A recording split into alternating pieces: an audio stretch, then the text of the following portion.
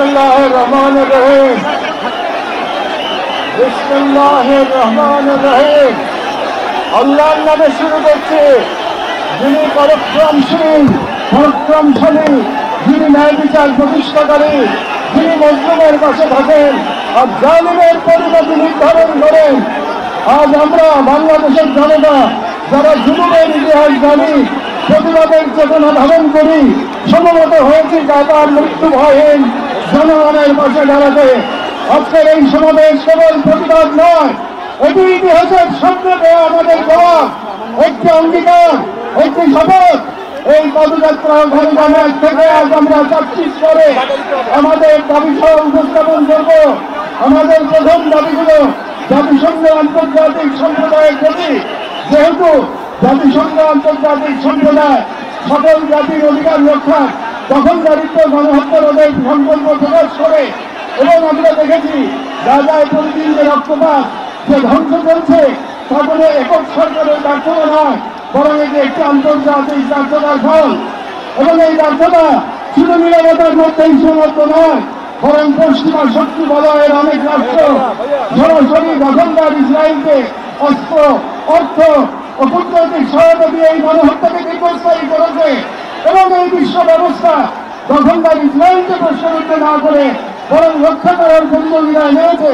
যেহেতু আমরা জাতিসংঘ ও আন্তর্জাতিক সম্প্রদায়ের প্রতি জোরালো দাবি জানাচ্ছি, এক, জাহাজবাদী ইসরায়েলের গণহত্যার বিচার আন্তর্জাতিক আদালতে নিশ্চিত করতে হবে।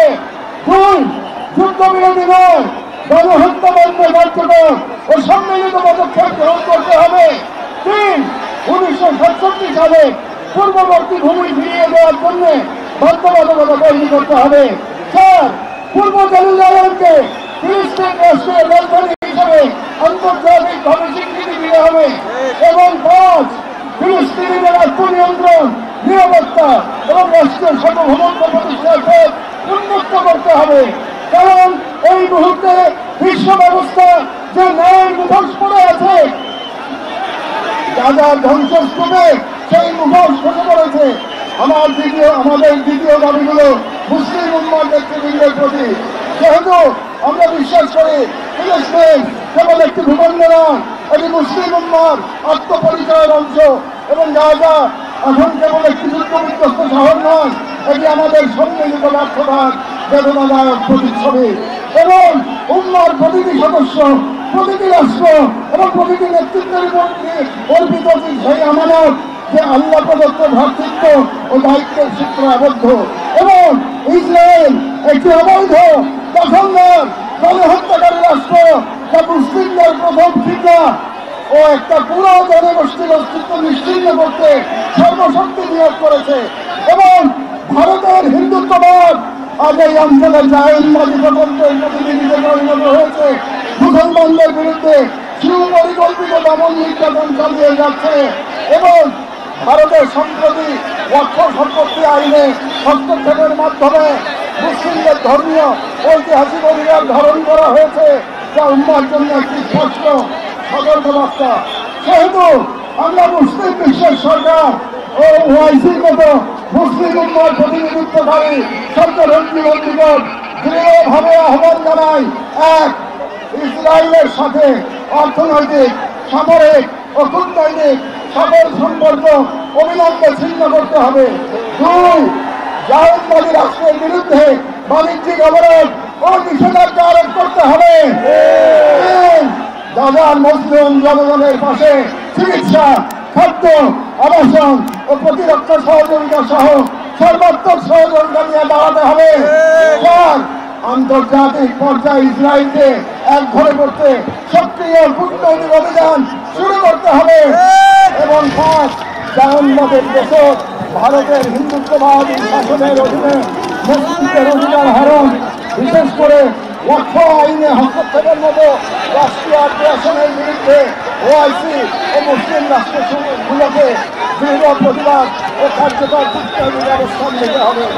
কারণ গাজার রক্ত প্রবাহে আমরা লজ্জিত হওয়ার আগে গাজার পাশে দাঁড়ানোই উম্মার জন্য সম্মানের একমাত্র পথ।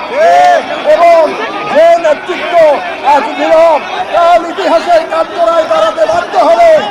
আমাদের তৃতীয় দাবিগুলি বাংলাদেশ সরকারের প্রতি, যেহেতু বাংলাদেশ একটি মুসলিম সংখ্যাগরিষ্ঠ রাষ্ট্র, যার স্বাধীনতা সংগ্রামের ভিত্তিতেই নিহিত রয়েছে অন্যায় অবিচারের বিরুদ্ধে প্রতিরোধের চেতনা, এবং আমরা বিশ্বাস করি ফিলিস্তিনের প্রশ্নে বাংলাদেশ কেবল মানবতার নয়, ইমানের পক্ষেও এক ঐতিহাসিক অবস্থানে রয়েছে, এবং একটি গণতান্ত্রিক রাষ্ট্র হিসেবে সরকারের দায়িত্ব জনগণের ইমানি ও নৈতিক আকাঙ্ক্ষার প্রতি শ্রদ্ধা রাখা, এবং বাংলাদেশের জনগণ গাজার পাশে থাকার অঙ্গীকার করেছে, তাই রাষ্ট্রীয় পর্যায়ে নীরবতা এই জন আকাঙ্ক্ষার প্রতি অবজ্ঞার সামিল। আমরা বাংলাদেশ সরকারের প্রতি দৃঢ়ভাবে আহ্বান জানাই, এক, বাংলাদেশি পাসপোর্টে ইসরায়েল শর্ত পুনর্বহাল করতে হবে এবং ইসরায়েলকে রাষ্ট্র হিসেবে স্বীকৃতি না দেওয়ার অবস্থান আরো সুস্পষ্টভাবে প্রকাশ করতে হবে। দুই, সরকারের ইসরায়েলি কোন প্রতিষ্ঠানের সাথে যত চুক্তি হয়েছে তা বাতিল করতে হবে। তিন, রাষ্ট্রীয়ভাবে গাজায় ত্রাণ ও চিকিৎসা সহায়তা পাঠানো কার্যকর ব্যবস্থা নিতে হবে। চার, জায়নবাদের পেছন ভারতের হিন্দুত্ববাদী সরকারের অধীনে মুসলিম ও অন্যান্য সংখ্যালঘুদের ওপর চলমান নির্যাতনের বিরুদ্ধে রাষ্ট্রীয়ভাবে প্রতিবাদ জানাতে হবে। যেহেতু হিন্দুত্ববাদ আজ শুধু একটি স্থানীয় মতবাদ নয়, বরং আন্তর্জাতিক জায়নিস্ট ব্লকের অন্যতম দোষর। ছয়, পাঠ্য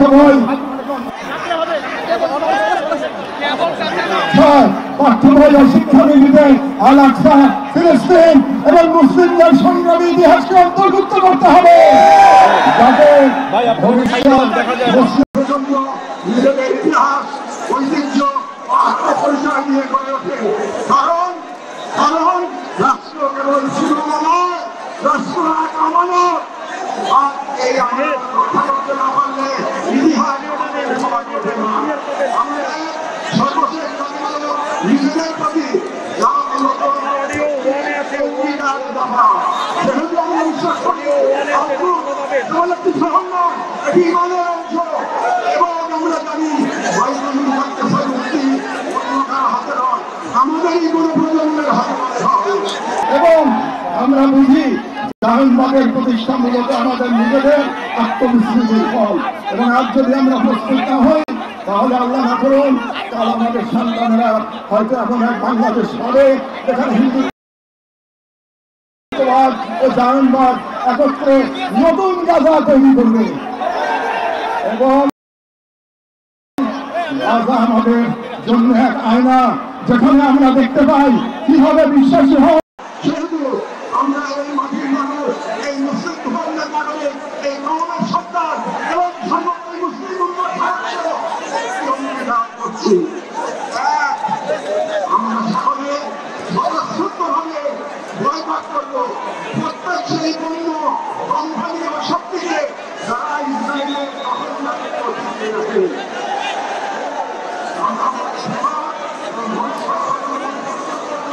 যারা ইসলাম ও মুসলিম উম্মাহ সকল প্রতি অধিকার সঙ্গে সংরক্ষণ ইনশাআল্লাহ আমরা আমাদের সন্তানদের এমন ভাবে করে দিব যারা নিজেদের অবশ্য অধিকার রক্ষা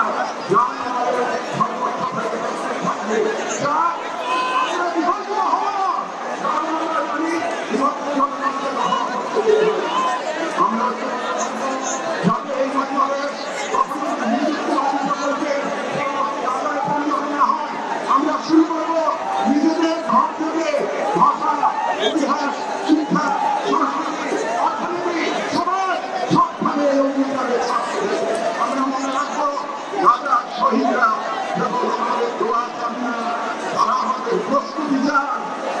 শেষ কথা, শান্তি প্রতিষ্ঠিত হোক, রাজার সম্মান তাদের উপর যারা নদীর নিহিত সবর করেছেন, যারা প্রমাণ দিয়েছেন, যারা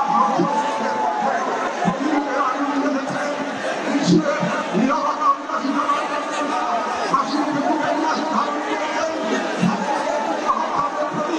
যারা নাম লিখেছেন